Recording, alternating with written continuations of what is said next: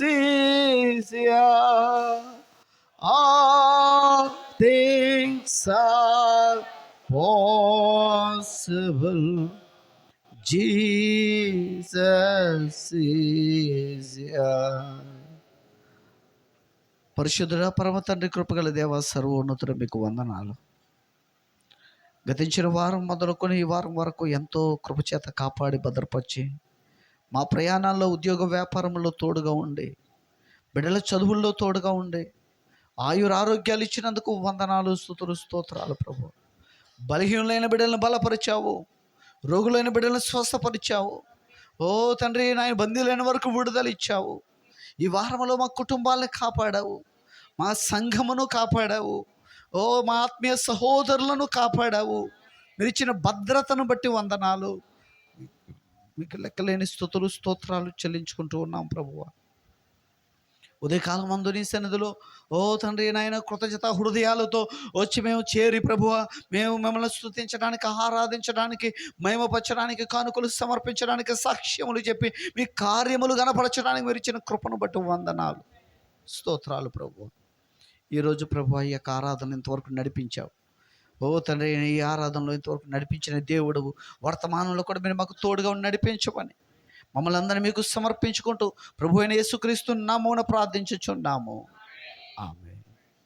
నిలబడినగా దేవుని వాక్యాన్ని మనం చదువుతాం. పరిశుద్ధ గ్రంథం నుంచి ఆదికాండం 21వ అధ్యాయము. ఆదికాండము 21వ అధ్యాయము మొదటి నుండి 7 వచనాలు మనం చదువుతాం. యెహోవా తాను చెప్పిన ప్రకారము శారాను దర్శించింది. యెహోవా తానిచ్చిన మాట చొప్పున శారాను గూర్చి చేశాను.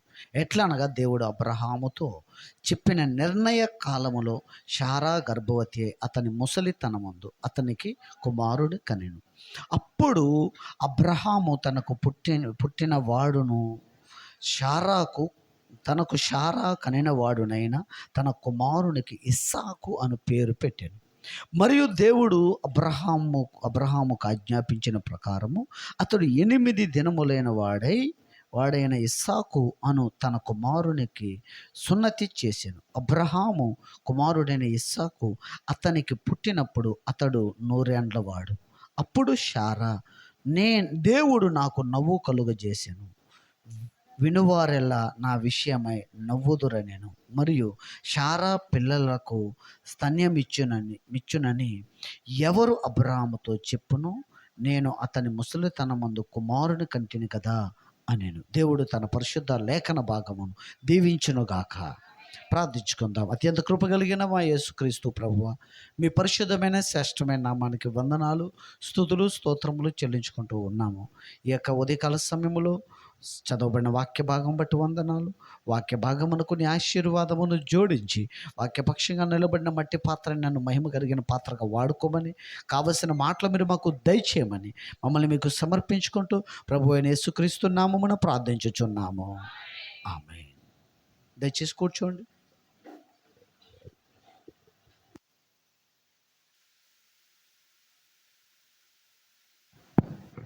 Praise Lord. హల్లెలూయా. ప్రభు అయిన యేసుక్రీస్తు పరిశుద్ధమైన నామానికి మహిమ కలుగును గాక. చెరువుచిన దేవుని పిల్లలైన మీకు అందరికీ ప్రభు అయిన యేసుక్రీస్తు పరిశుద్ధ నామమును బట్టి నా యొక్క శుభములు తెలియచేస్తా ఉన్నాను. దేవుడు మిమ్మల్ని అందరినీ దీవించును గాక. ప్రభు అయిన యేసుక్రీస్తు కృప మనకందరికీ తోడయునును గాక. Praise Lord. ఈ యొక్క ఉదయకాల సమయంలో నేరుగా మనం వాక్య భాగంలోకి వెళ్దాము. కొంత సమయం అయింది, అయినప్పటికీ కొద్దిసేపు ఓపికతో మీరు వాక్యం వినాలని నా మనవి. ఆమేన్. Praise Lord. చాలామంది కూడా ఈరోజు 8 గంటలకే వచ్చారు. దాన్ని బట్టి 8:30కే ప్రారంభించబడింది. 7:30కే వస్తే 8 గంటలకే ప్రారంభిస్తాం. కాబట్టి ఇంకొంచెం ముందుకు వెళ్ళిపోవడానికి బాగుంటుందని నా ఉద్దేశం. ఆమేన్. Praise Lord. ఇప్పుడు నేను మరలా సమయాన్ని పాటించడం అనే దాని మీద నేను వర్తమానం బోధించాలని అనుకోవట్లేదు. అంటే దాని గురించి మనం ఇంకా బోధించుకునే పరిస్థితి లేదని నేను అనుకుంటున్నాను. అంతేనండి. సమయానికి రావాలి అనేది ఇంకా బోధించుకుంటూ ఉంటే ఇంకెప్పుడు వర్తమానంలోకి మనం వెళ్ళేది అనేది నా ఉద్దేశం. కాబట్టి సమయానికి రావాలి అనేది ఇంకా మనకి చెప్పబడాలా, అది బోధించబడాలా? చెప్పండి. బోధించబడవలసిన అవసరం లేదు. కాబట్టి మరింత కొంచెం ముందుకి మనం వచ్చినప్పుడు ఇంకా మరింత క్రమమును మనం పాటించినట్లు అవుతుంది. అంటే దేవుని మనం హానర్ చేసినట్టు, గౌరవించినట్టు అవుతుంది. ఎవరిని? దేవుణ్ణి మనం గౌరవించినట్టు అవుతుంది. భౌతికంగా ఆలోచించండి ఒకసారి. భౌతికంగా కలెక్టర్ గారు వచ్చి కూర్చున్నారు, ప్రజలు ఎవరు రాలేదు. అప్పుడు ఆయనకి ఎలా ఉంటుంది? యాక్చువల్గా కలెక్టర్ గారు ఎప్పుడు వస్తారు? ప్రజలందరూ వచ్చి ఎదురు చూస్తూ ఉన్నప్పుడు వస్తారు, అంతేనండి. ముందు ఆయన వచ్చాక ప్రజలు వస్తారా? రా. కానీ మనకేంటంటే ఇక్కడ మనకి చెప్పబడిన సమయానికంటే అరగంట ముందే ఆయన వచ్చి ఇక్కడ ఉంటాడు. ఎవరు వచ్చి? దేవుడు వచ్చి ముందు ఇక్కడ ఉంటాడు. కాబట్టి మనకేం చెప్పాడండి దేవుని ప్రవక్త? అరగంట ముందు వచ్చి మనం ఇక్కడ ఏం చేయాలి? ఎందుకనంటే చెప్పబడిన సమయానికి ముందే ఆయన వచ్చి ఇక్కడ ఉంటారట. అందుకని మనం ఆయన్ని కలుసుకోవడానికి వస్తున్నాం కాబట్టి ఆయన్ని గౌరవించేటట్టుగా మనం ఏం చేయాలండి? ఆయన్ని హానర్ చేయాలి. కాబట్టి ముందుగానే వచ్చి మనం ఇక్కడ ఆసీనులు అవ్వాలి. అప్పుడు ఎవరిని గౌరవించినట్టు అవుద్ది? దేవుని గౌరవించినట్టు అవుతుంది. Praise the Lord. హల్లెలూయా. ఇప్పుడు మరలా నేను మూలపాఠాల్లోకి వెళ్ళాలని నేను అనుకోవట్లేదు. నేను నేరుగా వర్తమానంలోకి వెళ్ళాలని నేను ఆశపడుతున్నాను. గత వారము మీరు వర్తమానం విన్నారు. ఈ వారము అంతకు ముందు వారం మనం ఒక వర్తమానం ధ్యానించాం. 7 సంఘ కాలాల్లో ఎవరున్నారు? అవునండి. అది ఆదికాండం 1 అధ్యాయం నుండి మనం ధ్యానించుకుంటూ వస్తున్నాం. వచ్చారా? గుర్తొచ్చింది అనుకుంటున్నాను, జ్ఞాపకం వచ్చింది అనుకున్నా. ఆదికాండము నుండి మనం ధ్యానించుకుంటూ వస్తున్నాం. అంటే 7 సంఘ కాలముల్లో ఎవరున్నారు? వధువు ఉన్నది. వధువు అంటే ఎవరు? 2 భాగాలై ఉన్నది. ఒకటి నిద్రించిన పరిశుద్ధులు, ఇంకొకటి సజీవంగా ఉన్న పరిశుద్ధులు. నిద్రించిన పరిశుద్ధులేమో మోషేకి సాదృశ్యంగా ఉన్నారు, సజీవంగా ఉన్న పరిశుద్ధులేమో ఏలియాకి సాదృశ్యం. ఇద్దరు కూడా ఎవరై ఉన్నారు? వధువై ఉన్నారు. ఇప్పుడు వధువులో ఎవరున్నారు, 7 సంఘ కాలాల్లో ఎవరున్నారు అనే దాన్ని ధ్యానించుకుంటూ వస్తూ మనము అబ్రహాము, శారాల గురించి మనం ధ్యానించాం. అబ్రహామును దేవుడు పిలిస్తే అక్కడ అబ్రహామును మాత్రమే కాదు, శారాను కూడా పిలిచాడు. అసలు ఆయన దృష్టి ఉన్నదే ఎవరి మీద? శారా మీద. అబ్రహాముతో పాటు ఎవరు వచ్చారు? లోతు కూడా వచ్చాడు. లోతును దేవుడు రానిచ్చాడు. లోతును రావద్దని అనలేదు, లోతుని ఆయన అసహించుకోలేదు. అబ్రహాము కూడా లోతుని కూడా రావద్దని అనలేదు. ఎందుకనంటే లోతును దేవుడు ప్రేమించాడు. లోతు అబ్రహాము కూడా రావడం దేవుడు అనుమతించాడు. ఎందుకనంటే లోతులో నుండి ఎవరు రాబోతున్నారు? రూతు రాబోతుంది. లోతులో నుండి రూతు రాబోతుంది. రూతును ఆయన అప్పుడే చూశాడు. ఎప్పుడు? అబ్రహాముతో పాటు లోతు వస్తుంటే లోతును ఆయన నివారించలేదు. పిలిచింది అబ్రహామునే, లోతును కాదు. కానీ లోతును ఆగిపోమని అనలేదు, ఆగమనలేదు. లోతు కాపర్లు అబ్రహాం కాపర్లకి వివాదం వచ్చింది, విడిపోయారు. నువ్వు తూర్పుకి వెళ్తే నేను పడమరకి వెళ్తాను, నువ్వు కొడుకు వెళ్తే నేను ఎడమకి వెళ్తానని అబ్రహాం గారు ఎవరితో అన్నారు? లోతు అన్నారు. లోతు తన భార్య కలిసి దేన్ని ఎన్నుకున్నారు? సొదొమ గొమొర్రా పట్టణాన్ని ఎన్నుకుని అక్కడికి వెళ్ళిపోయారు. అక్కడ స్థిరపడిపోయారు. అప్పుడు కూడా నా ద్వారా వచ్చావు, నా వల్ల నువ్వు వచ్చావు, నా ద్వారా వచ్చావు, నా ద్వారా ఆశీర్వదించబడ్డావు, నన్ను బట్టి ఆశీర్వదించబడ్డా అని ఏం అనలే. అన్నాడా? అనలే. దూరంగా వెళ్ళిపోవడం కూడా అబ్రహాం ఇష్టపడలేదు, దగ్గరే ఉండాలనుకున్నాడు. కానీ పరిస్థితిని బట్టి దూరం పెట్టాడు. అబ్రహాముకు ప్రత్యక్షత ఉంది, లోతుకి ప్రత్యక్షత లేదు. అయినా సరే అబ్రహాము లోతు పట్ల శ్రద్ధ కలిగి ఉన్నాడు. ఉందా శ్రద్ధ? ఉంది. ఎలా ఉందా? ఎలా చెప్తున్నావయ్యా? 14 అధ్యాయంలో రాజులు వచ్చి సొదొమ గొమొర్రా పట్టణాల రాజుల్ని ఓడించి ఆస్తిని ప్రజల్ని తీసుకెళ్ళిపోతే అబ్రహాము 318 మంది పనివారిని తీసుకుని వెళ్ళి యుద్ధం చేసి లోతు పిల్లల్ని, భార్యని, ఆ ప్రజల్ని, ఆస్తిని విడిపించుకుని తీసుకొచ్చాడా? అంటే శ్రద్ధ కలిగి ఉన్నాడా? పోతే పోయాడులే, నన్ను వదిలేసి వెళ్ళిపోయాడు కాబట్టి వాడికి అలాగే జరిగింది అనుకోలే. బాధపడి ప్రార్థన చేసుకుని వెళ్ళి రాజుల్ని ఓడించి వచ్చి ఆ చెరలోకి వెళ్ళిపోయిన వారిని విడిపించాడు. శ్రద్ధ కలిగి ఉన్నాడు. ఎవరి పట్ల? లోతు పట్ల. అది దేవుడు పెట్టిన శ్రద్ధ, దేవుడు అతనిలో పెట్టిన శ్రద్ధ. ద్వేషించట్లేదు ప్రత్యక్షత లేదని. ఈరోజు ప్రత్యక్షత లేదని ఒకరినొకరు ఏం చేస్తున్నారు? ఈరోజు ప్రత్యక్షత లేదని ఒకరినొకరు ఏం చేస్తున్నారు? ద్వేషించుకుంటున్నారు. ఎప్పుడైతే శ్రద్ధ కలిగి ఉన్నాడు, ఎందుకు ఆ శ్రద్ధ కలిగి ఉన్నాడంటే లోతులో నుండి మోయాబు రావాలి, మోయాబులో నుండి రూతు రావాలి. రూతుకి సంబంధించిన ఒక వృత్తాంతం ఒకటి ఉంది, ఒక ప్రణాళిక ఒకటి ఉంది. రూతు గురించి దేవుడు ఒక ప్రణాళిక కలిగి ఉన్నాడు. ఆ ప్రణాళిక ఆల్రెడీ ఆయనలో ఉంది. అది నెరవేరాలంటే ఇక్కడ లోతు ఉండాలి. అలా మనం చూస్తూ వచ్చాం. దేవుడు అక్కడ ఒక స్త్రీని అదృశ్యంగా పెట్టాడు. ఆ స్త్రీయే శారా. ఇక్కడ ఒక స్త్రీని అదృశ్యంగా పెట్టాడు. ఆ స్త్రీ రూతు.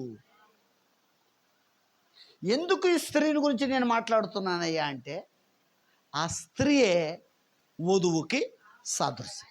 అంటే సంఘకాలాలు ఎవరున్నారు? వధువు ఉన్నది. అంటే ఇక్కడ సంఘకాలాలకి సాదృశ్యంగా ఉన్న శారా ఉన్నది, రూతు ఉన్నది. Praise the Lord. ఇంకా ముందు చూసాం మోయాబు ఉన్నది, క్షమించండి, రాహాబు ఉన్నది. అవునండి, రాహాబు కూడా వధువుకి సదృశ్యమై ఉన్నది. ఆమేన్. Praise the Lord. హల్లెలూయా. కాబట్టి మనం అనేక కోణాల్లో మనం చూసుకుంటూ వస్తున్నాం. ఇప్పుడు సాదృశ్యముగా ఉన్న శారా యొక్క బిహేవియర్ అండి, అది ఆమె యొక్క ప్రవర్తన, ఆమె యొక్క జీవితము ఇప్పుడు ఆమె మనకి ఛాయగా ఉంది. మనకు ఛాయగా ఉన్నప్పుడు మనం ఎవరు? నిజ స్వరూపమై ఉన్నాం. ఇప్పుడు ఛాయగా ఉన్న ఆమె ఇలా ఉంది, అలా ఉంది, అలా చేసింది, ఇలా చేసింది అని మనం చెప్పుకుంటున్నామంటే అంటే మనం అలా ఉండాలని. మనం ఆమెను ఎందుకు చూస్తున్నాం? మనం ఆమె గురించి ఎందుకు మాట్లాడుతున్నాం? మనం ఆమె గురించి ఎందుకు బోధించుకుంటున్నాం? మన ఛాయ ఇప్పుడు నిజస్వరూపం మనము. ఇప్పుడు శారా వలె మనం కూడా ప్రయాసపడాలా? ఖచ్చితంగా సంఘము శారా వలె ప్రయాసపడాలి. మరి కొంచెం ముందుకు వస్తున్నాం మనం. ఇప్పుడు 20వ అధ్యాయంలో శారా అబీమెలెకు రాజు ఎత్తుకుపోయాడని, మరలా దేవుడు విడిపించాడని గత వారం మనం చూసాం. అవునండి, జ్ఞాపకంలోకి వచ్చిందా? ఆమె పునరుద్ధరించబడింది, రెస్టోరేషన్. అక్కడ దాని గురించి మనం ఎక్కడికి వెళ్ళాం? వధువు వృక్షం దగ్గరికి వెళ్ళామండి. ఎక్కడ? దావీదు కీర్తనలో వృక్షం ఉంది. యోవేలు మొదటి అధ్యాయంలో వృక్షం ఉంది. 2వ అధ్యాయంలో వృక్షం ఉంది. ఆ వృక్షాన్ని గొంగళి పురుగులు తినేయడం, గొంగళి పురుగులు విడిచిన దాన్ని మిడతలు తినేయడం. ఈ విధంగా మనము గత వారం చూస్తాం. ఈరోజు మనం చూద్దామా? ప్రజలో ఈరోజు మరొక ప్రణాళికలోనికి వెళ్దాం. మరొక దేవుని ప్రణాళిక చూద్దాం. Praise the Lord. దేవుడు 21వ అధ్యాయములో దేవుడు ఎవరినిచ్చాడంటే అబ్రహాము శారాలకి దేవుడు ఒక సంతానమునిచ్చాడు. ఆ సంతానం పేరే ఇస్సాకు. అసలు దేవుడు అబ్రహాముకు వాగ్దానము చేసిన వాగ్దాన పుత్రుడు ఎవరు?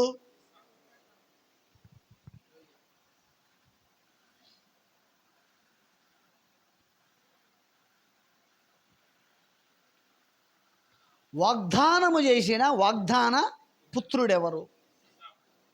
వాగ్దాన పుత్రుడు ఇస్సాకు. అన్ని సంఘాల వాళ్ళు అదే చెప్తారు, వాగ్దాన పుత్రుడు ఇస్సాకు. మనం అదే చెప్తున్నాం. Praise the Lord. దాని గురించి కొద్ది మాటలు చెప్పాలని ఆశపడుతున్నాం. ఒకవేళ అదే ఈరోజు వర్తమానం అయితే అయ్యి ఉండొచ్చు, ముందుకు నడిపించవచ్చు. Praise the Lord. ఇప్పుడు నేను చెప్పేది ఏంటంటే మనం ధ్యానించేది ఏంటంటే దేవుడు అబ్రహాముకి వాగ్దానము చేసిన వాగ్దాన పుత్రుడు. వాగ్దాన పుత్రుడు ఎక్కడ వాగ్దానం చేశాడు అసలు? ఆయన దేవుడు ఎక్కడ వాగ్దానం చేశాడు చూద్దామా? తీయండి, వెనకరండి. దేవుడు ఎక్కడ వాగ్దానం చేశాడు?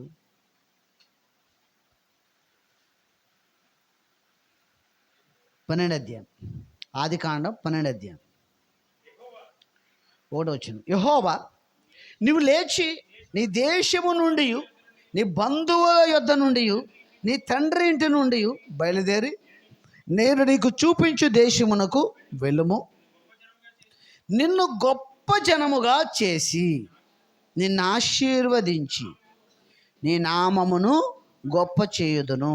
నీవు ఆశీర్వాదముగా ఉందువు.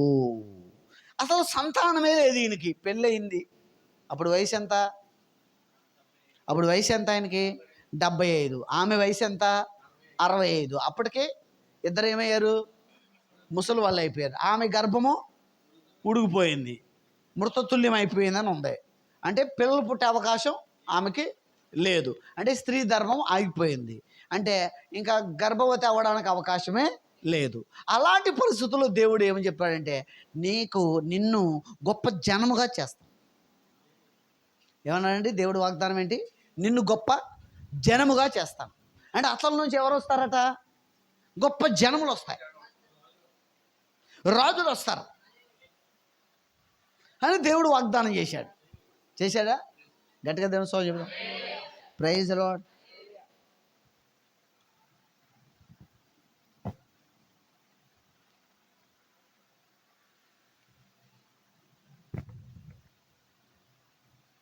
తర్వాత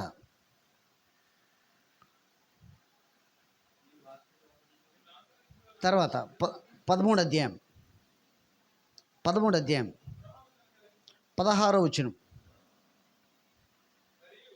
మరియు నీ సంతానమును భూమి మీద నుండి రేణువుల వలె విస్తరింప చేశాడు.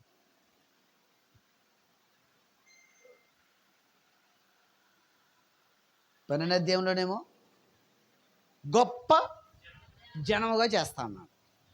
13వ అధ్యాయంలోనేమో చెప్పండి, ఇసుక రేణువుల వంటి సంతానం.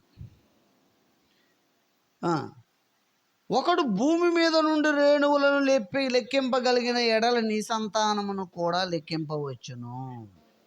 అవునండి, అవునా? Praise the Lord. గొప్ప జనముగా చేస్తా అన్నాడు ముందు ఆయన, ఆశీర్వాదముగా చేస్తా అన్నాడు ఆయన. నిన్ను ఆశీర్వదించు వారిని ఆశీర్వదిస్తా అన్నాడు, నిన్ను శపించు వారిని శపిస్తాను. రెండవది ఏంటండి? ఇసుక రేణువుల వంటి సంతానం ఇస్తా అన్నాడు. ఇసుక రేణువుల వంటి సంతానం ఇస్తాను. మూడవది చదవండి, ఆ మాట చదవండి.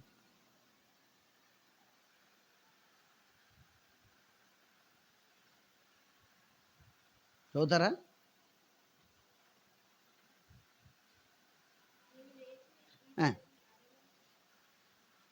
ఆకాశ నక్షత్రాలు వంటి సంతానం ఇస్తాన్నాడు కదండి, ఆ మాట చదవండి.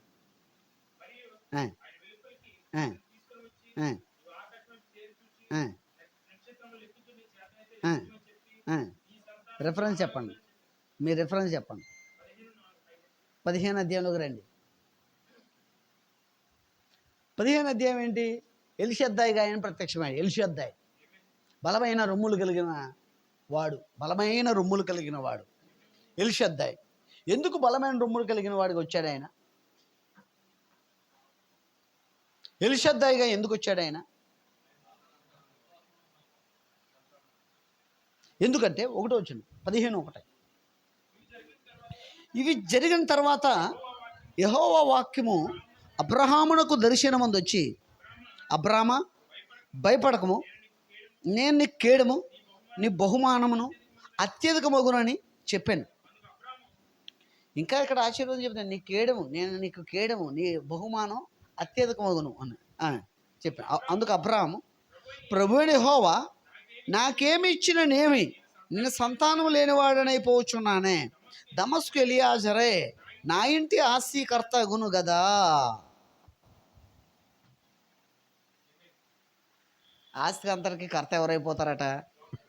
ఎలియాజరు, పెద్ద దాసుడు. ఎవరంటున్నారు అన్నమాట? దేవుడు 12 అధ్యాయంలో ఏం చెప్పాడు? గొప్ప జనముగా చేస్తా అన్నాడు. 13 అధ్యాయంలో ఏం చెప్పాడు? ఇసుకురైన వాడి సంతానం ఇస్తా అన్నాడు. కానీ ఇక్కడ ఈయన ఏం మాట్లాడుతున్నాడు? నాకేమిస్తే ఏంటయ్యా, నాకు సంతానం లేదు, నాకు ఉన్నదంతటికి దాని మీద దమస్కు ఎలియాజరే వారసుడైపోతున్నాడు కదా, దాన్ని స్వాధీనపరుచుకుంటాడు కదా, నాకేమిస్తే ఏంటి అంటే చిన్న పిల్లవాడి వలె మాట్లాడుతున్నాడు. ఇంకా విశ్వాసంలో ఎదగలేదు. విశ్వాసములు ఎదగాలంటే అతనికి పాలు అవసరం. ఎల్షద్దాయిగా వచ్చాడు, బలమైన పాలు ఇచ్చాడు. అప్పుడు ఆయన బలం పొందుకున్నాడు. అతనిలో ఉన్న అవిశ్వాసం పోయింది, విశ్వాసం బలపరచబడింది. మరలా అవిశ్వాసపు మాట అతను మాట్లాడలేదు. Praise lord. ఎల్షద్దాయిగా వచ్చినప్పుడు ఆయన ఏమన్నారంటే 4వ వచనంలో లేకపోతే 5వ వచనంలో ఆయన వెలుపలికి తీసుకొని వచ్చి, నీవు ఆకాశం వైపు తెరుచూచి నక్షత్రములను లెక్కించుటకు నీ చేతనైతే లెక్కించుమని చెప్పి నీ సంతానము అలాగవునని చెప్పి. Praise Lord. గట్టిగా స్తోత్రం చెప్దాం. గొప్ప జనముగా చేస్తున్నాడు ఆయన. నెక్స్ట్ ఏం చేస్తున్నాడు ఆయన? ఏ సంతానం? ఇసుక రేణువుల వంటి సంతానం. గొప్ప జనాంగం. అది కూడా గొప్ప జనాంగమే. ఇంకో సంతానం ఏంటి? 2 రకాల నక్షత్రం, 2 రకాల సంతానం. ఒకటి భూ సంబంధమైంది, అసలు దానికి దీనికి సంబంధమే ఉండదు. అది 2 కలిసి ఉండే అవకాశమే లేదు. ఒక సంతానమేమో చెప్పండి ఇసుకురేణుల వాటి సంతానం, ఇంకొక సంతానమేమో ఆకాశ నక్షత్రాల సంతానం. అది వేరే, ఇది వేరే. 2 ఇస్తాన్నాడు ఆయన. ఎవరికి? అబ్రహాంకి 2 ఇస్తాన్నాడు, 2 ఇచ్చాడు ఆయన. దానికి దీనికి ఎంత వ్యత్యాసం అంటే భూమికి ఆకాశానికి ఉన్నంత వ్యత్యాసం ఉంది. వారి ఆలోచనలు వేరు, వీరి ఆలోచనలు వేరు. నిజమే. ఇప్పటికీ వారి ఆలోచనల్ని ప్రపంచంలో ఎవరు అందుకోలేరు. వారి జ్ఞానాన్ని ప్రపంచంలో ఎవ్వరు అందుకోలేరు. Praise Lord, praise Lord. మనకు స్వాతంత్రం ఎప్పుడు వచ్చింది? 1947. వారికి స్వాతంత్రం ఎప్పుడు వచ్చింది? 1946. మనకంటే 1 సంవత్సరం ముందు వచ్చింది. కానీ మనం ఎక్కడో ఉన్నాం, వారు మనం ఇంకా అభివృద్ధి చెందుతూనే ఉన్నాం. వారు ఆల్రెడీ అభివృద్ధి చెందేసి ఉన్నారు. అలా ప్రపంచంలో ఆలస్యంగా స్వాతంత్రం వచ్చినా ఇప్పుడు మనం వాడుతున్న నిత్యావసర వస్తువులు అనేకమైన వారు కనిపెట్టినవే.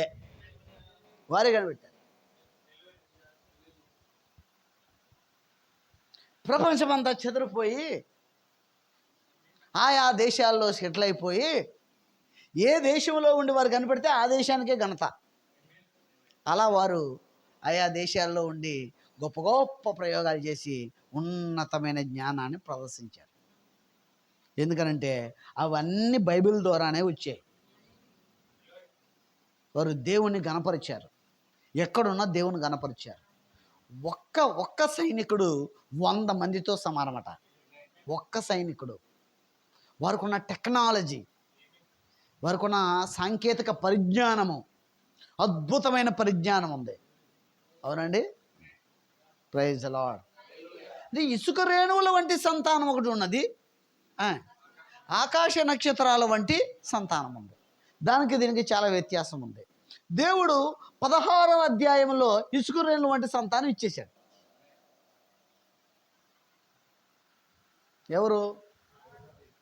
ఎవరు? హాగరు ద్వారా వచ్చిన సంతానం ఇస్మాయిల్. వారికి ఇసుక దేశాలన్నీ ఇచ్చాడు. అవునండి. 12 దేశాలు. ఇసుకే కదండి వంట, ఇసుకే అంతా అక్కడ ఇసుక ప్రాంతమే. ఇసుక ప్రాంతం ఉన్న మధ్యలో పాలు తేనెలు ప్రవహించే దేశం ఉంది. మధ్యలో ఆ 12 దేశాల మధ్యలో ఒక పాలు తేనెలు ప్రవహించే దేశం. అది చాలా వ్యత్యాసమైన భూభాగం. అక్కడ పండని పంట అంటూ ఉండదు. అన్ని రకాల పంటలు అక్కడ పండుతాయి. పాలు తేనెలు ప్రవహించే దేశం అన్నాడు దేవుడు దాన్ని. Praise the Lord. ఇప్పుడు 21వ అధ్యాయంలో మరొక సంతానం ఇచ్చాడు. ఆ సంతానం 15వ అధ్యాయములో చెప్పబడిన సంతానం. 16వ అధ్యాయంలో ఇస్మాయేలు పుట్టాడు. 16వ అధ్యాయంలో హాగరు ద్వారా ఇస్మాయేలు పుట్టాడు. అవునండి, 16వ అధ్యాయంలో ఇస్మాయేలు పుట్టాడు. పుట్టాడండి. మీరు చదువుతారా లేఖనాన్ని? చదవండి. 11 వచ్చిన 16, 11. యెహోవా దూత, ఇదిగో యెహోవా నీ మొరను వినెను, నువ్వు గర్భవతివై ఉన్నావు, నువ్వు కుమారుని కని అతనికి ఇస్మాయేల్ అని పేరు పెట్టుదువు. 16 వచనం చదివితే 16 వచనం, హాగరు అబ్రామునకు ఇస్మాయేలు కనినప్పుడు అబ్రాము 86 ఏండ్లవాడు. ఇస్మాయేలు అంటే 14వ అధ్యాయములో దేవుడు ఏ సంతానం? ఇసుక రేణువుల వంటి సంతానం అన్నాడుగా, ఆ సంతానమే ఇస్మాయేల్. Praise the Lord. ఇప్పుడు 15వ అధ్యాయములో ఆకాశము తట్టు చూడు, నక్షత్రాలు లెక్క పెట్టడం నీకు చేతనైతే లెక్కపెట్టు, నీకు నక్షత్రాల వంటి సంతానం ఇస్తానన్నాడు. దాని నెరవేర్పే 21వ అధ్యాయములో ఇస్సాకు. Praise the lord. రెండు జరిగాయా? చెప్పండి, రెండు జరిగాయా? ఇప్పుడు నా ప్రశ్న ఏంటంటే, దేవుడు వాగ్దానం చేసిన వాగ్దాన కుమారుడు ఎవరు? ఇసుక రేణుల వంటి సంతానమా? ఆకాశ నక్షత్రాల వంటి సంతానమా? ఇప్పుడు అందరూ కూడా ఏమంటారు? ఇప్పుడు ఖచ్చితంగా ఇస్సాకు. ఏమంటారు? ఇస్సాకు. గట్టిగా దేవుని స్తోత్రం చెప్పు. Praise the Lord. హల్లెలూయా.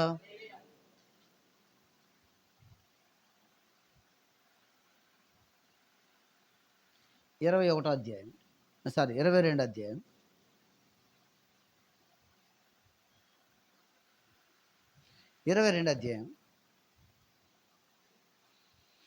16వ వచనం నుంచి చదువుదాం.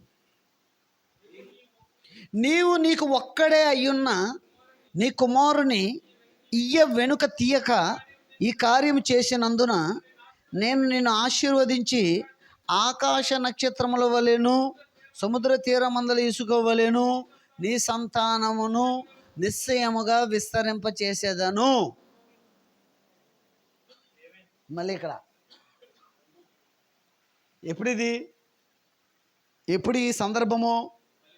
ఇస్సాకును బలిచ్చినప్పుడు. ఇప్పుడు తర్వాత ఇంకొక మాట ఉంది, నీ సంతతి వారు తమ శత్రువుల గవిని స్వాధీనపరుచుకొందురు. ఇది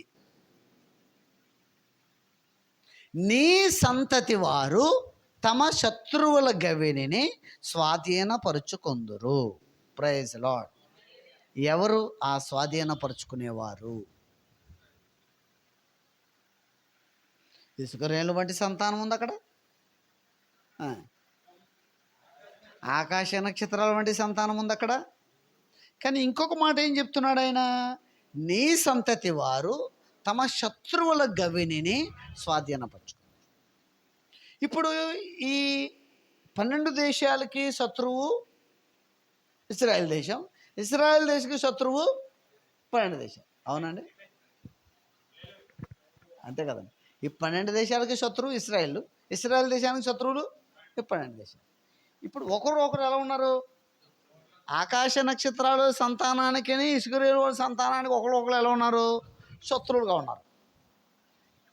ఆ రెండింటి మధ్యలో ఒక మాట ఉంది. ఏంటయ్యా అంటే, నీ సంతతి వారు తమ శత్రువుల గవిని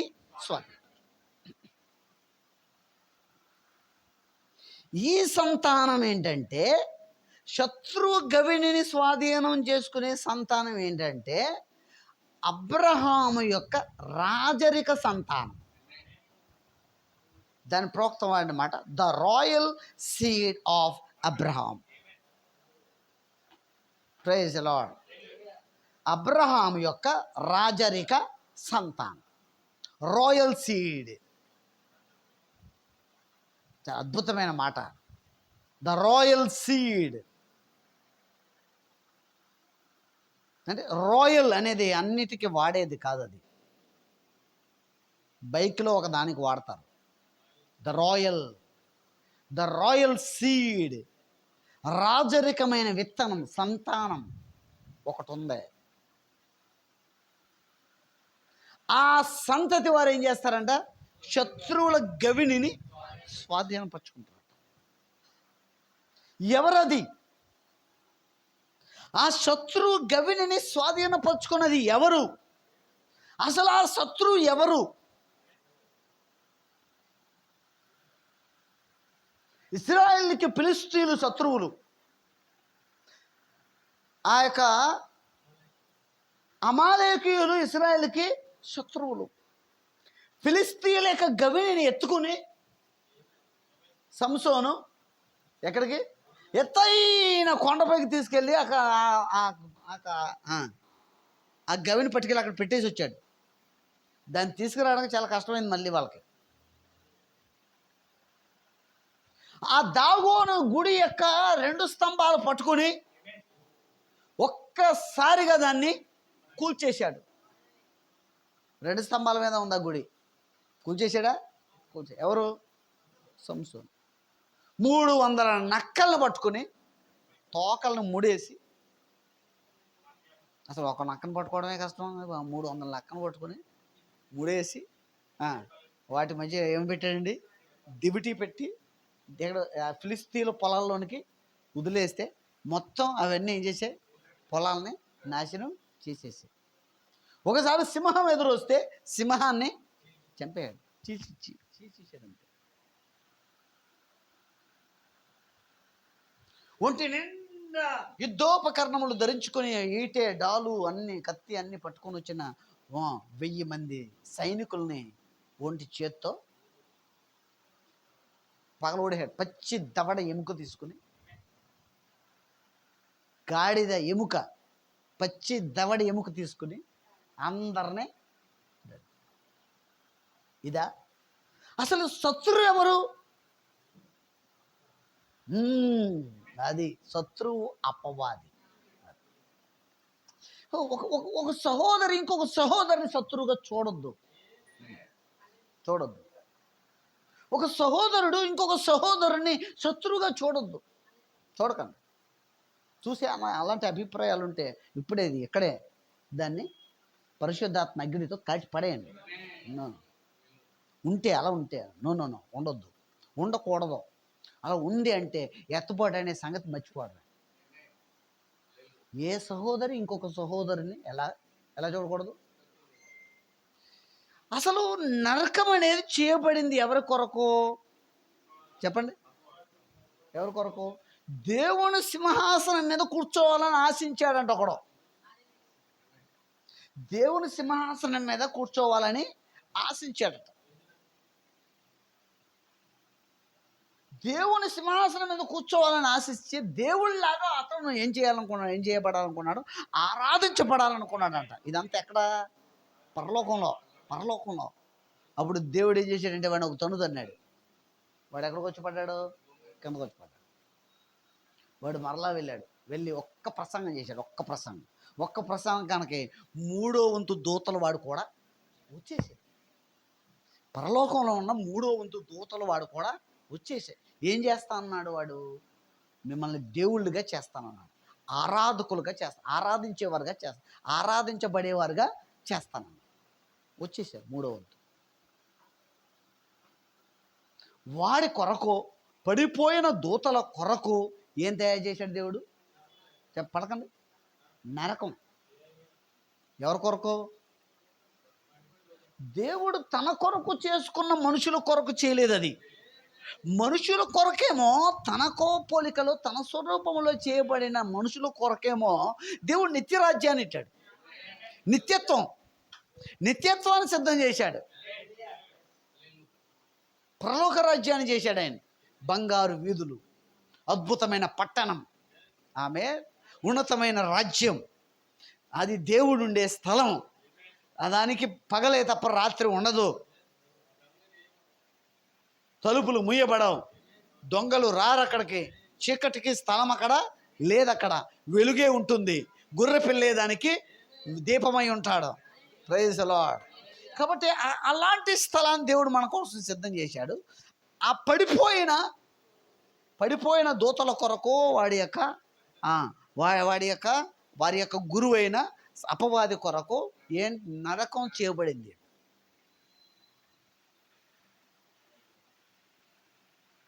ఇప్పుడు మీరు అందరూ నరకానికి వెళ్ళిపోతారని చెప్పే బోధలు లేవు. Praise the Lord. అది మీరు ఎంచుకున్న దాన్ని బట్టి ఉంటుంది. అది ఏమన్నారండి, జీవము మరణం మన ముందే ఉన్నాయి, ఎంచుకునే స్వేచ్ఛ మనకిచ్చాడు. ఏది ఎంచుకుంటావో దాన్ని బట్టి. కానీ ఒకటి మాత్రం చెప్తున్నా, మనకున్న ఒకే ఒక శత్రువు ఎవరంటే చెప్పండి, పలకండి, అపవాది. కానీ మన పక్కనున్న అందరూ మనకేమై ఉన్నారు, సహోదరులై ఉన్నారు. ఎవరు మనకి శత్రువులు కాదు. ఎవరిని మనం శత్రువులుగా భావించకూడదు, చూడకూడదు. అందరూ మనకేమై ఉన్నారు, సహోదరులు. Praise the Lord. ఇప్పుడు గమనించండి, ఇప్పుడు శత్రువు గవిని స్వాధీనపరచుకోవడం అంటే అక్కడ ఉంది, నీ సంతతి వారు శత్రువు గవిని స్వాధీనపరచుకుంటారు. ఆ శత్రువుకున్న గవిని ఏది? మరణం. శత్రువుకున్న పెద్ద గవిని ఏది? మరణం. ఎందుకంటే ఆదాం మొదలుకొని అందరూ ఎక్కడ ఓడిపోయారు?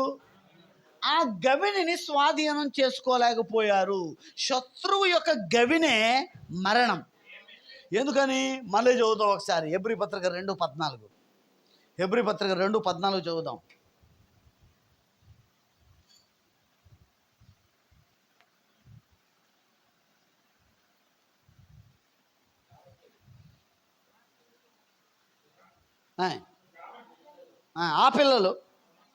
కాబట్టి ఆ పిల్లలు రక్తమాంసములు గలవారైనందున ఆ ప్రకారమే మరణము యొక్క బలము గలవాడిని, అనగా అపవాదిని మరణము ద్వారా నశింపచేయుటకు. అంటే మరణం యొక్క బలము గలవాడెవడు?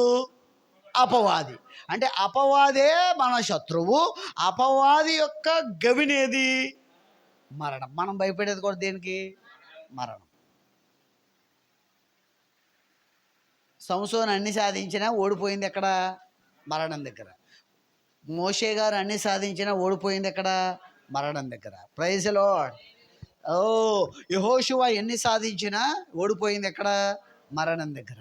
దావీదు ఎన్ని యుద్ధములు చేసినా ఓడిపోయింది ఎక్కడ? మరణం దగ్గర. ఓడిపోయాడు ఆయన. సింహాన్ని జయించాడు, వెలుగుబండి అదేమో తోడేనా ఏంటండి, గొలియాతుని జయించాడు, అన్ని జయించాడు. కానీ ఎక్కడ ఓడిపోయాడు ఆయన? మరణము దగ్గర ఓడిపోయారు. ఇలా భక్తులందరూ ఎక్కడ ఓడిపోయారండి? మరణము వశములోకి వెళ్ళిపోయారు, మరణం దగ్గర ఓడిపోయారు. ఇప్పుడు ఆయన చేసిన వాగ్దానం ఏంటి? నీ సంతతి వారు శత్రువుల గవిని స్వాధీనపరుచుకుంటారు. శత్రువు ఒక్కడే, వాడుకున్న గవిని ఒక్కటే. ఆ శత్రువు అపవాది, వాడుకున్న గవినేది? మరణం. ఇప్పుడు మరణమును వశపరుచుకునే సంతానం ఒకటి ఉంటుంది. మరణమును వశపరుచుకునే సంతానం ఉంటుంది. Praise the Lord. శత్రువు గవిని స్వాధీనపరచుకోండి. వర్తమానం చదివారా? శత్రువు గవిని స్వాధీనపరచుకుంటా. తెలుగులోకి వచ్చింది. అది ఎప్పుడో వచ్చింది, 2008లోను 2009లోనే వచ్చింది. స్టార్టింగ్లోనే వచ్చింది. చాలా అద్భుతమైన మెసేజ్, చాలా అద్భుతమైన వర్తమానం. కదిలించింది. అది అనేక మందిని కదిలించబడ్డారు. Praise the Lord. హల్లెలూయా. ఈ వర్తమానం ఎక్కడ తీసుకున్నా అక్కడ కదలికి వచ్చింది. ఒక 5 స్థలాల్లో నేను దాన్ని బోధించడం జరిగింది. అక్కడ అన్ని చోట్ల ఏమొచ్చిందండి? ఒక కదలికి వచ్చి, ఒక ఉద్యమం వచ్చింది. శత్రువు గవినిని స్వాధీనపరచుకుంటారు. ఎవరు? అబ్రాము యొక్క రాజరిక సంతానం, ఒక సంతానం. ఇసుక రేణువుల వంటి సంతానం మరణం దగ్గర ఓడిపోయింది. ఆకాశ నక్షత్రాల వంటి సంతానం కూడా మరణం దగ్గర ఓడిపోయింది. అంటే ఈ రెండు సంతానాలు కాకుండా ఇంకొక సంతానం ఏదో ఉన్నది. హల్లెలూయా, ప్రైజ్ ది లార్డ్. నేను దాన్ని మీ ముందు పెడతాను, సిద్ధపడుతున్నాను. సిద్ధంగా ఉన్నారా? అర్థమైంది అనుకుంటున్నా. ఇప్పుడు ఒకటి ఇసుక రేణుల వంటి సంతానం, ఇంకొకటి ఆకాశ నక్షత్రాల వంటి సంతానం, ఇంకొకటి రాజరిక, అబ్రహాం యొక్క రాజరిక సంతానం, రాయల్ సీడ్, అబ్రహాం యొక్క రాజరిక సంతానం. ఎన్ని సంతానం ఉన్నాయి ఇప్పుడు? కానీ వాగ్దాన పుత్రుడు ఎవరన్నారు మీరు? ఇస్సాకు అన్నాడు. వాగ్దాన పుత్రుడు అంటే ఏం చేయాలి? శత్రువు గవిని స్వాధీనపరుచుకున్న వాడే వాగ్దాన పుత్రుడు.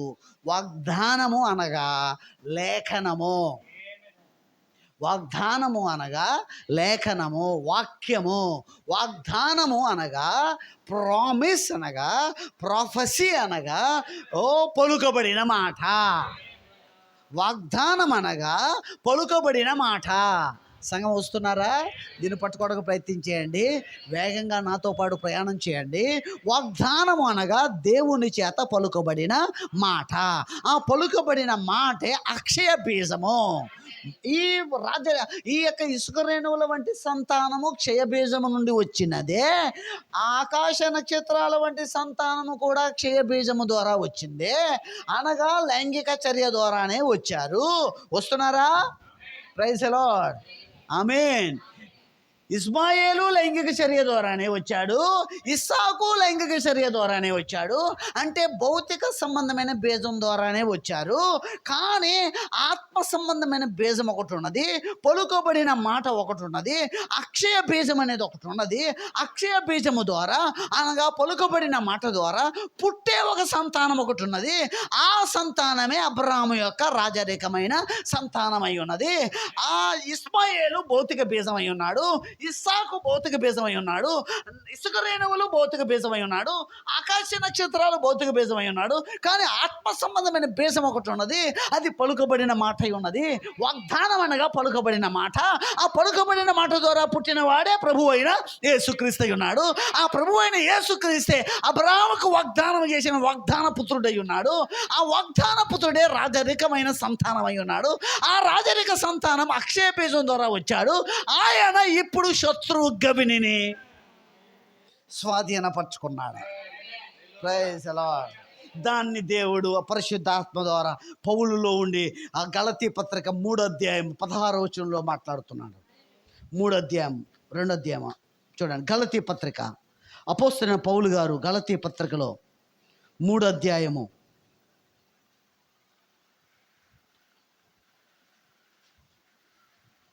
16వ వచనంలో,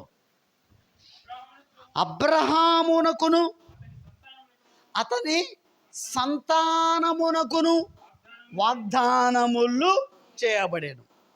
ఆయన అనేకులను గూర్చి అన్నట్టు నీ సంతానములకును అని చెప్పక, ఒకని గూర్చి అన్నట్టు నీ సంతానమునకును అనెను. ఆ సంతానము చెప్పండి, పలకండి, క్రీస్తు. అంటే ఇప్పుడు అబ్రహాముకి వాగ్దానము చేసిన వాగ్దాన సంతానము ప్రభు అయిన యేసుక్రీస్తు. ఆమేన్. ఎంత అద్భుతమైన ఇది సంతానం అండి. ఏ సంతానము? రాజరిక సంతానం. ఆమేన్. ఎందుకని? ఆ సంతానం ఏం చేస్తుంది?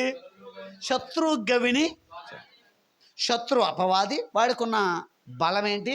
మరణము. మరణం అనే గవిని ఆ యొక్క సంతానం ఏం చేయాలి? స్వాధీనపరచుకోవాలి. ఇప్పుడు ఆ సంతానం ఎవరని చెప్తున్నారు పౌలు గారి ద్వారా? క్రీస్తు, ప్రభు అయిన యేసు క్రీస్తే ఆ సంతానము. అంటే అబ్రహాముకు వాగ్దానం చేసిన వాగ్దాన పుత్రుడు ఎవరు? ప్రభు అయిన యేసుక్రీస్తు. ఇస్సాకు అని అందరూ చెప్తారండి, సంఖ్యాకులు అందరూ చెప్తారు, మొత్తం అందరూ క్రైస్తవులు అందరూ. కానీ అబ్రహాము యొక్క వాగ్దాన పుత్రుడెవరు? ప్రభు అయిన యేసుక్రీస్తు. అర్థమైందామనంటారా? Praise the Lord. దేవునికి మహిమ కలుగును గాక. ఇప్పుడు అబ్రహాము యొక్క రాజరిక సంతానం అనబడిన ప్రభు అయిన యేసుక్రీస్తు ఏం చేశారండి? అందరూ ఇసుక రేణువుల వంటి సంతానము మరణం దగ్గర ఓడిపోయింది. ఆకాశ నక్షత్రాల వంటి సంతానం మరణం దగ్గర ఓడిపోయింది. కానీ వాగ్దాన పుత్రుడైన ప్రభు అయిన యేసుక్రీస్తు, అబ్రాము రాజరిక సంతానం అనబడిన యేసుక్రీస్తు మాత్రం శత్రువు గవిని అనబడే మరణాన్ని స్వాధీనపరచుకొని మరణపు ముళ్ళును విరిచి మరణాన్ని ఓడించి, ప్రైజ్ ది లార్డ్. అంటే ఇప్పుడు వినండి, మరలా చెప్తున్నాను, దీన్ని ఒకసారి చెప్పి ఉన్నాను, మరలా చెప్తున్నాను. సైతానికి ఏముందంటే ముళ్ళు ఉంది. ఏ ముళ్ళు? మరణం అనే ముళ్ళు ఉంది. ఆ ముళ్ళుతో ఆదామును గుచ్చాడు. గుచ్చగానే ఆదాము చచ్చిపోయాడు. మళ్ళీ తీసుకోగానే ముళ్ళు ఉంది ఆడికి, ముళ్ళు అలాగే ఉంది వాడి దగ్గర. మళ్ళీ ఇస్సాకును గుచ్చాడు, చచ్చిపోయాడు. ఆదామును కూడా గుచ్చుతూ వచ్చాడు. ఆదాము దగ్గర నుంచి అందరినీ గుచ్చుతూ వచ్చాడు. ఆనోకు దొరకలేదు గుచ్చడానికి, ఆనోకు గుచ్చడానికి దొరకలేదు. Praise the Lord. ఏలియా కూడా దొరకలేదు. ఇప్పుడు ఆ ముళ్ళుతో ఏం చేస్తున్నాడు? ఒక్కొక్కరిని ఏం చేస్తున్నాడు? గుచ్చుతున్నాడు. దావీదును కూడా గుచ్చాడు. గొలియాతు తల నరికి తల పట్టుకుని వచ్చాడు. గొలియాతు పట్టుకొచ్చాడా? దావీదు గొలియాతును తల నరికి గొలియాతు తల పట్టుకుని వచ్చాడు. అయినా సరే శత్రువు ముళ్ళు ఒక్కసారి గుచ్చాడు, చచ్చిపోయాడు. ఈ చిత్రాన్ని ఊహించండి, దీని ఒక చిత్రం వల్ల ఊహించండి. వాడు గుచ్చుతున్నాడు, చచ్చిపోతున్నాడు. అలా గుచ్చుకుంటూ ఆదాము మొదలుకొని అందరిని ఏం చేస్తున్నాడు? గుచ్చుతూ ఉన్నాడు, చచ్చిపోతూ ఉన్నాడు. అదే వరుసలో వాగ్దాన పుత్రుడు ప్రభు అయిన యేసుక్రీస్తు కూడా వచ్చారు. వాడు అనుకుంటున్నాడు, ఆదాము దగ్గర నుంచి ఎంతోమందిని చూశాను, యేసుప్రభు వారు అద్భుత కార్యాలు, ఆశ్చర్యకార్యాలు, చనిపోయిన లేపడం ఇవన్నీ చేస్తుంటే వాడు అనుకున్నాడు, ఇలాంటి వాళ్ళని ఎంతోమందిని ఎప్పటి నుంచి చూసుకుంటూ వస్తున్నాడు? ఆదాము దగ్గర నుంచి చూసుకుంటూ వస్తున్నాను. మోషేని చూశాను, ఎంతోమందిని చూసుకుంటూ వచ్చాను. వారిలాంటి వాడే వీడు కూడా. ఎవరిని చూసి? యేసుక్రీస్తుని చూసి అనుకుని ఎక్కడ దొరుకుతాడు నాకు? ఎక్కడ దొరుకుతాడు? మరణం దగ్గర దొరుకుతాడు. వాళ్ళందరూ ఎన్నెన్నో చేశారు, నన్ను భయపెట్టారు, ఆయన కానీ ఎక్కడ దొరికేశారు నాకు? నేను ఒకసారి గుచ్చాను అంతే, చచ్చిపోయారు. వాడు ఎదురు చూస్తా ఉన్నాడు. భయం వాడికి, కానీ ఎదురు చూస్తా ఉన్నాడు. ఎప్పటి వరకు? మరణం. వాడు ఆ ముళ్ళుతో యేసు ప్రభువును కూడా గుచ్చాడు. గుచ్చగానే ఆయన కూడా చనిపోయాడా? శివ వాడి శిష్యులు చెప్తున్నాడు, ఒరే చూడండిరా, ఎంతోమందిని నేను గుచ్చి ఇక్కడికి తీసుకొచ్చాను. వీడు కూడా ఎన్నో చేశాడు, కానీ వీడు కూడా గుచ్చాను, వీడు కూడా ఏమయ్యాడు? చనిపోయాడు. చనిపోయి తిరిగి లేస్తానని కూడా చెప్పాడు వీడు. నేను లేవనెత్తానా? లోపలేసి తాళం వేసేస్తాను. ఆల్రెడీ చాలామందిని లోపలెట్టి ఏం చేశాడు? తాళం వేసి. పాతాళపు తాళపు చెవులు ఉన్నాడు దగ్గర. అప్పుడు తిన్నగా ఎక్కడికి వచ్చాడు? ఇప్పుడు ఎక్కడికి వచ్చాడు? వాడు కూడా మోసపోయాడు. ఎవరు అనుకుని? దేవుని కుమారుడు అనుకుని. రెండో వాడు అనుకున్నాడు. ఆయన రాలేదు, కొడుకుని పంపాడని అనుకున్నాడు. సైతానుడు ఏమనుకున్నాడంటే, ఆయన రాలేదు ఎందుకంటే ఆయన చూశాడు. వీడు ఎక్కడ? ఆయన రాలేదు, కొడుకుని పంపాడు అనుకున్నాడు. అప్పుడు వచ్చి ఎక్కడికి? పాతాళంకి వచ్చి ఆయన తాళపు చెవులు ఇమ్మన్నాడు. నీకెందుకు ఇవ్వాలి తాళపు చెవులు? నువ్వు చచ్చిపోయి నువ్వు లోపలికి వెళ్ళిపోయి నేను తాళం వేసేస్తా అన్నాడు. నేను ఎవరినో తెలిసా నీకు అన్నాడు. దేవుని కుమారుడు అన్నాడు. కాదు నేను దేవుణ్ణి అన్నాడు. భూమి మీద ఏమన్నాడు ఆయన? దేవుని కుమారుడు అన్నాడు. ఇక్కడేమన్నాడు ఇప్పుడు వాడితో? దేవుణ్ణి. నేను దేవుణ్ణి, నేను చేసిందే నేను, ఈ పాతాళం చేసింది కూడా నేనే, ఇదంతా చేసింది నేను, రుజువు ఏంటి అన్నాడు. రుజువు లోపల ఉందన్నాడు. సాక్ష్యం ఏంటి అన్నాడు. సాక్ష్యం ఏంటి? సాక్ష్యం ఎక్కడ ఉంది? లోపల ఉంది అన్నాడు. లోపల ఎక్కడ? వాడు తలుపి తాళం వేసి ఉంచాడు కదా లోపల జనాలను పెట్టి. పాతాళంలో, వెలుగు స్థలంలో పరదేశం అక్కడ ఉండేది ఒకప్పుడు, సిలువకు ముందు అక్కడ ఉండేది. పరిశుద్ధులు అక్కడ ఉండేవారు, ఎందుకంటే రక్తం చిందించబడలేదుగా, అక్కడ ఉండేవారు. అప్పుడు అన్నాడు సాక్ష్యం లోపల ఉందన్నాడు. ఇలా సంభాషణ జరుగుతుంది, గొడవ జరుగుతుంది, వాదోపవాదాలు జరుగుతున్నాయి. ఎవరెవరికే? సాతానికి, యేసు ప్రభుకి. ఇవన్నీ లోపల ఉండి వింటున్నారు. ఇవన్నీ లోపల ఉండి వింటున్నారు అట. వింటూ ఆదాం అన్నాడు, శారా ఇట్రా, ఒకసారి ఇట్రా, తలుపు దగ్గరికి వచ్చి ఆ మాటలు విను. ఎప్పుడో విన్నట్లేదా? మనం ఏదైనా తోటలో ఉన్నప్పుడు విన్నట్లేదా? ఆ మాటే, ఆ వాయిసే, ఆ స్వరమే, ఇది ఆ స్వరమే. మనతో మాట్లాడాడు కదా రోజు చల్లపూట వచ్చి, చూడు చూడు ఒకసారి విను, ఒకసారి విను అంటే నిజమే, అదే అదే అదే అన్నాడు. యోబు వచ్చాడు, యోబు వచ్చి యోబు వింటున్నప్పుడు చెప్తున్నాడు పిల్లలకి. ఆ యోబు భార్యకి చెప్తున్నాడు, ఇదిగో అక్కడ నాకు సుడిగాలితో ఆయన మాట్లాడాడు, సుడిగాల్లో ఉండి మాట్లాడాడు నాతో. ఆ స్వరం బయట నుంచి వినపడుతుంది నాకు. నేను అప్పుడు విన్నది ఇక్కడ వినపడతా ఉందా? మాట్లాడు సుడిగాలితో, సుడిగాలిలో మాట్లాడా. Praise the lord. అబ్రాహాము వచ్చాడు, శారా అనిపించాడు, శారా ఇట్రా ఒకసారి ఇట్రా. ఏమండి ఏమైంది? మమ్రే దగ్గర సింధూర వనంలో ఉన్నప్పుడు గుడార వాకిడి దగ్గర ఉండి శారా ఎక్కడా అని పిలిచాడు కదా, ఒక స్వరం వచ్చింది కదా, ఆ స్వరం కూడా వినపడుతుంది చూడు. అదే స్వరం, అదే వాయిస్ వినపడతా ఉంది చూడు, నాతో మాట్లాడిన అదే స్వరం. Praise the Lord. లోపలేమో ఉజ్జీవమో దేని విని? స్వరాన్ని విని. అప్పుడు అన్నాడు దేవుడు, లోపల ఉంది సాక్ష్యం అన్నాడు. లోపల ఉందా? ఇది తెరిచాడు. తెరిస్తే ఎవరిని పిలిచాడు? ఆదామని పిలిచాడు, సాక్ష్యం ఇచ్చారు. అబ్రాహాము శారాను పిలిచారు, సాక్ష్యం ఇచ్చారు. ఓ యోబుని పిలిచాడు, సాక్ష్యం ఇచ్చాడు. ఓ ఇలా భక్తులందరినీ పిలిచాడు, సాక్ష్యం ఇచ్చాడు. యాకోబుని పిలిచాడు, యాకోబు కూడా సాక్ష్యం ఇచ్చాడు. ఇలా భక్తులందరూ సాక్ష్యం ఇచ్చుకుంటూ వచ్చారు. ఇప్పుడు ఏముంది? ఇవి తాళాల చెవులు. ఎవరు స్వాధీనపరుచుకున్నారు? ప్రభు అయిన యేసు. ప్రకటన గ్రంథంలో ఉంది, మరణం యొక్కయు పాతాళ లోకం యొక్కయు తాళపు చెవులు నా స్వాధీనములో ఉన్నవి. ఆయన స్వాధీనపరుచుకున్నాడు తాళాలు. ఇప్పుడు 3వ దినం ఆయన తిరిగి లేవాలి. ఇప్పుడు మరణించాడు కదా ఆయన. మరణపు ముళ్ళు ఏమైందంటే వాడు వెనక లాక్కోవడానికి ప్రయత్నం చేశాడు, కానీ అది విరిగిపోయింది. ఎప్పుడైతే విరిగిపోయిందో వాడికి ఏం లేదు, ముళ్ళు లేదు. ఆ కందరికి ముళ్ళు విరిగిపోయిన తర్వాత తిరిగినా మనల్ని ఏం చేయలేదు అది. ఎందుకని? ముళ్ళు లేదు, ముళ్ళు లేదు మన దగ్గర. గిర్రీడు తిరిగినా అది మనల్ని ఏమీ చేయలేదు. ఎందుకనంటే ముళ్ళు లేదు. భయపెడతాం మనం. దానికి మనం చీపురు తీసుకుని అది తీసుకుని ఇది తీసుకుని దానికి ఏదో చేసేయడానికి ఎన్నో ప్రయోగాలు చేస్తూ ఉంటాం, దాన్ని తోసేయడానికి. కానీ అది మనల్ని ఏమీ, ఎందుకనంటే మరణపు ముళ్ళు విరిగిపోయింది. ఎవరిలో? ప్రభు అయిన యేసు. ఇప్పుడు అబ్రహాము యొక్క రాజరిక సంతానం ఎవరు? ప్రభు అయిన యేసుక్రీస్తు. Praise the Lord, praise the Lord. గట్టిగా సోన్ చెప్దాం, ఇంకొంచెం గట్టిగా. ఇంకొక మాట చెప్పుకుని వచ్చేస్తాం, ఇంకొక మాట చెప్పుకుని వచ్చేస్తాం. ఆ యోహాను సువార్త 5:24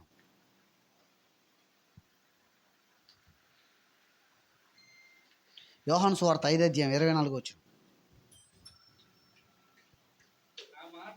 నా మాట విని నన్ను పంపిన వాని యందు విశ్వాసముంచు వాడు నిత్య జీవము గలవాడు. వాడు తీర్పులోనికి రాక మరణములో నుండి జీవములోనికి దాటుతాడు కాదు. అయిపోయింది, అది అయిపోయింది. అంటే ఒక గుంపు ఉంది, ఆ గుంపు ఎక్కడి నుంచి ఎక్కడికి దాటేసింది? మరణంలో నుండి జీవంలోనికి దాటే ఒక గుంపు ఉంది. అంటే వారికి ఏమి లేదు, లేదు. అంటే మరణాన్ని జయించే గుంపు కూడా ఉంది. ఆమేన్, ఆమేన్, ఆమేన్. మరి ఇప్పుడు యేసు ప్రభు వారు కూడా రాజరిక సంతానమేనా? అబ్రహాముకు వాగ్దానం చేసిన రాజరిక సంతానం ఏమి ఓడించాడు ఆయన? మరణాన్ని ఓడించాడు. ఇప్పుడు ఇక్కడ యోహాను సువార్తలో యేసు ప్రభు వారి వర్తమానంలో ఒక గుంపు ఉంది. ఆ గుంపు ఏం చేసిందంట? మరణములో నుండి జీవములోనికి దాటి ఉన్నారు. ఆల్రెడీ కొందరు దాటేశారు. ఆ దాటిన వారిలో ఉన్నారా ఇక్కడ ఎవరైనా?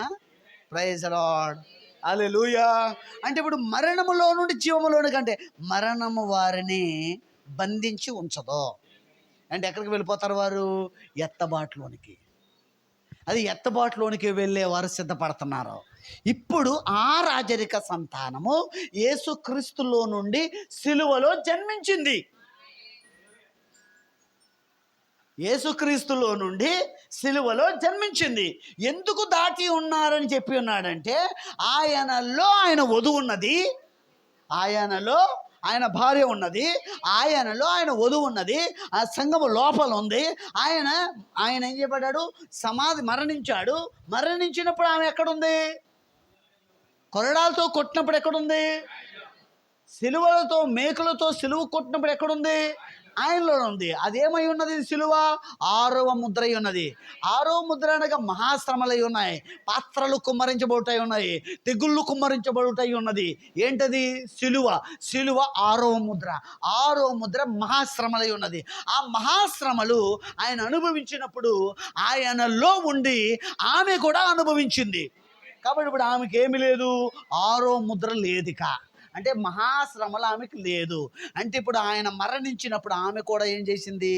మరణించింది. ఆయన తీర్పు తీర్చబడ్డా? చెప్పండి. ఆయన తీర్పు తీర్చబడ్డా? ఆయనతో పాటు ఆమె తీర్పు తీర్చబడింది. అందుకే ఆయన తీర్పుల్లోనికి రారట. కొందరు తీర్పులోనికి వెళ్ళరట. తీర్పులోనికి వెళ్ళరు అంటే వారి పాపములు ఇక్కడుండగానే తుడిచిపెట్టబడతాయి, క్షమించబడతాయి, కడిగివేయబడతాయి. ఆమె ఆయనకు తీర్పు తీర్చినప్పుడు ఆమె ఆయనలో ఉంది, సంఘం ఆయనలో ఉంది, అనగా ఆయన భార్య ఆయనలో ఉంది. ఆయనకు తీర్పు అయిపోయిందంటే ఆమెకు కూడా ఏమైపోయింది? తీర్పు అయిపోయింది. ఆయనకు శ్రమలు అయిపోయాయంటే ఆమెకు కూడా శ్రమలు అయిపోయాయి. తీర్పులోనికి రాక మరణమును కూడా ఆమె జయించింది. యేసు ప్రభువారు మరణించి తిరిగి లేచినప్పుడు ఆమె కూడా మరణించి తిరిగి లేచింది. అంటే ఆమె మరణము లేదిక. అంటే మరణాన్ని జయించింది. ఆల్రెడీ మరణాన్ని జయించింది. ఇప్పుడు భౌతికంగా అది జరగాలి. మనం మరణాన్ని జయించే ఒక గుంపై ఉన్నాము. అనగా అబ్రహాము యొక్క రాజరిక సంతానముతో నేను మాట్లాడుతున్నానని నమ్ముచున్నాను. అబ్రహాము యొక్క సంతానం భూమి మీద ఉన్నది. ఆ సంతానము శత్రువు గవిని అనబడే ఆ మరణాన్ని జయించి ఎత్తబాటులోనికి వెళ్ళబోతుంది. రూపాంతరము చెంది ఎత్తబాటులోనికి వెళ్ళబోతుంది. అదే 7 సంఘకాలాల్లో ఉన్న వధువై ఉన్నది. ఆమేన్, హల్లెలూయా. ఇక్కడ కూడా ఒక చిన్న గుంపు ఉన్నది. ఆ వధువులో చిన్న భాగం ఇక్కడ ఉన్నది. కాబట్టి మన శత్రువు అపవాదై ఉన్నాడు. వాడి యొక్క బలమేది, వాడి యొక్క గవిని ఏది? మరణమై ఉన్నది. ఇప్పుడు మరణమును జయించడమే మన గమ్యం. దాని కొరకు దేవుడు ఒక వర్తమానికుని పంపి బలిష్ఠుడైన దూతగా వచ్చి బలిష్ఠుడైన దూత వర్తమానం ఇచ్చి దాన్ని జయించడానికి కావలసిన మెటీరియల్ అంతా దేవుడు మనకిచ్చాడు.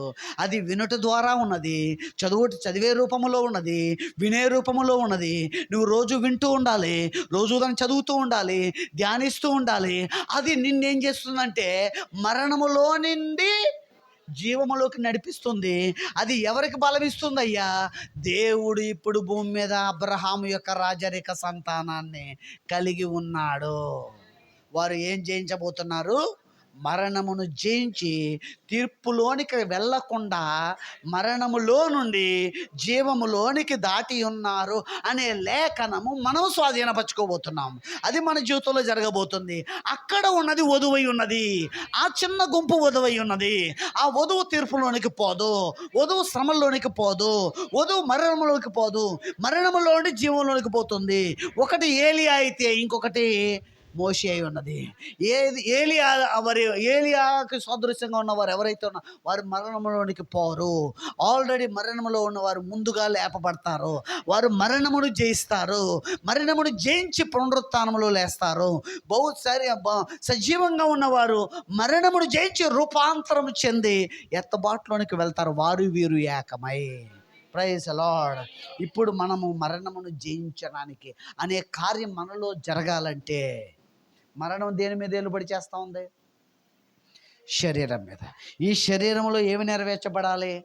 శరీరములో వాక్యము నెరవేర్చబడాలి. అనగా వాక్యము శరీరధారి అవుతుంటే ఏది ఓడిపోద్ది? Praise lord. వాక్యము శరీరధారి అయింది. 2000 సంవత్సరాల క్రితం వాక్యము శరీరధారి అయింది, మరణం ఓడిపోయింది. ఇప్పుడు కూడా వధువు వాక్యము శరీరధారి అవుతుంది, వధువై ఉన్నది. వాక్యము శరీరధారి అవడమే వాక్యము వధువై ఉన్నది. ఇప్పటికే దేవుడు వధువులో వర్డ్ ఫామ్ అంటే వాక్యము రూపములో వధువులోనికి ఆయన వచ్చి ఉన్నాడు. ఎవరిలో ఏ శరీరములో వాక్యము శరీరధారి అవుతుందో ఆ శరీరము మరణమును జయించి ఎత్తబాటులోనికి వెళ్తుంది. కాబట్టి ఇప్పుడు మనకు జరగవలసింది ఒకటే, వాక్యము శరీరధారి అవ్వాలి. నాలో, నీలో, సహోదరి నీలో, సహోదరుడు నీలో, మనందరిలో వాక్యము శరీరధారి అవ్వాలి. వాక్యము శరీరధారి అయినప్పుడు మరణం ఓడిపోయింది. ఇప్పుడు వధువు కూడా వధువులో వాక్యము శరీరధారి అయితే మరణం ఓడిపోతుంది. ఆ కార్యం కొరకు మనం వేచి చూద్దాం. ఆ కార్యం కొరకు ఆశపడదాం. దేవుని సన్నిధిలో వేడుకుందాం. ఆ కార్యం కొరకు ఆశిద్దాం. దాన్ని పొందుకుందాం. ఎత్తబాటుకే సిద్ధపడదాం. దేవుడు మనలందరినీ దీవించును గాక. దేవుడు వర్తమానం దీవించును గాక. తలలు వంచండి, ప్రార్థన చేద్దాం. తలలు వంచండి. Praise Lord, praise Lord. హల్లెలూయా, హల్లెలూయా, హల్లెలూయా, హల్లెలూయా. స్తోత్రములు, స్తోత్రములు, స్తోత్రములు.